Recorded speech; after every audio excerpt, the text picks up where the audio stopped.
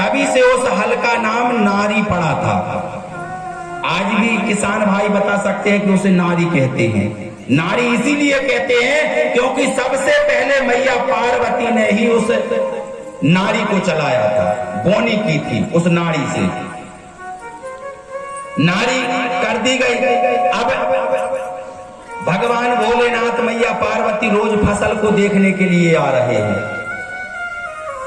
भगवान भोलेनाथ कहने लगे, पार्वती जब किसान भाई खेत में अन्न बोता है ना, तो जितने चक्कर मारता है उतने ही ज्यादा उसकी फसल होती है। इस शिव महापुराण की कथा कहती है। भगवान भोलेनाथ मैया पार्वती दोनों टाइम फसल को देखने के लिए आ रहे हैं। अब फसल जो है धीरे धीरे धीरे धीरे धीरे बड़ी होती चली जा रही है। जब सुंदर फसल हुई तो नंदी आदि गण कहने लगे, भोलेनाथ इसमें पानी की जरूरत है, तभी तो इसमें अन्न होगा। बोले अब पानी कहां से व्यवस्था करें? मैया पार्वती ने कहा, बोले भोलेनाथ आप ही व्यवस्था करो। तो भगवान भोलेनाथ कहने लगे कि अब गंगा जी तो सिराई में कितना पानी चाहिए। वरुण भगवान को आज्ञा दी। वरुण भगवान ने भगवान शिव माता पार्वती की उस फसल को सींचा, और जैसे ही सींचा तो 6 माह के बाद फसल बन के तैयार हो गई। इतनी सुंदर फसल हुई, बहुत ही सुंदर। जैसे ही सुंदर फसल बन के तैयार हुई तो कुछ गांव के ग्रामवासी जो थे, कैलाश पर्वत के बगल में एक गांव था, वहां के ग्रामवासी जो है फसल को देखने के लिए आए। बोले वाह कितनी सुंदर यह फसल बनी हुई है। माता पार्वती कहने लगी, भैया हमको इस फसल को कटवाना है। उसी समय एक ग्वाला आ गया और आकर भोलेनाथ से कहने लगा, बोले महादेव, हे शंभु, हे त्रिपुरारी, हे बाबा, मेरे यहाँ मेरी कन्या का विवाह है और मेरे पास सब कुछ की व्यवस्था हो गई है, केवल अन्न की व्यवस्था नहीं हुई।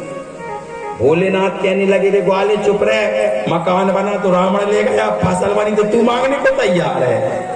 बोले भैया मेरी प्रॉपर्टी नहीं है, ये तो पार्वती की प्रॉपर्टी है, पार्वती जाने और तू जान। माता पार्वती के कानों में जैसे झनक पड़ी कि एक ग्वाला फसल मांगने के लिए आया है, मैया पार्वती आग बबूला हो गई। भोलेनाथ के सामने मूड पटकने लगा। अब भगवान तो बड़े दयालु थे।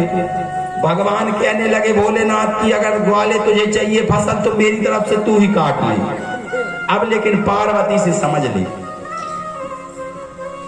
मैया पार्वती के पास ग्वाला गया, रोने लगा, बोले मैया मेरी कन्या का विवाह है और मेरे यहाँ सब चीज की व्यवस्था हो गई है, परंतु मेरे यहाँ अन्न की व्यवस्था नहीं है। इसलिए मैया अब कुछ मुझे ऐसा आशीर्वाद दे दे कि तेरी फसल मैं काट लूं, तुम बाद में और उगा लेना।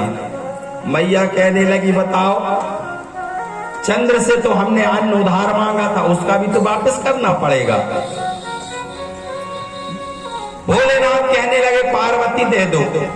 मैया पार्वती ने वह खेत भी दान कर दिया। अब माता पार्वती भोलेनाथ फिर कैलाश पर्वत पर आ गए। महादेव कहने लगे, बोले पार्वती चाहे कितने भी यत्न कर लो, लेकिन हमारे भाग्य में कुछ नहीं है। माता पार्वती गृहस्थी बना बना के परेशान है, भगवान भोलेनाथ दान कर कर के परेशान है। सूत जी महाराज कहते, सोना का आदि 88,000 ऋषियों। और आगे समय बीता, जैसे ही और आगे समय बीतता है, अब देवी देवता भी बड़े परेशान है तारकासुर से। तारकासुर जो है इतना ज्यादा उत्पात कर रहा है, पापाचार अत्याचार कर रहा है।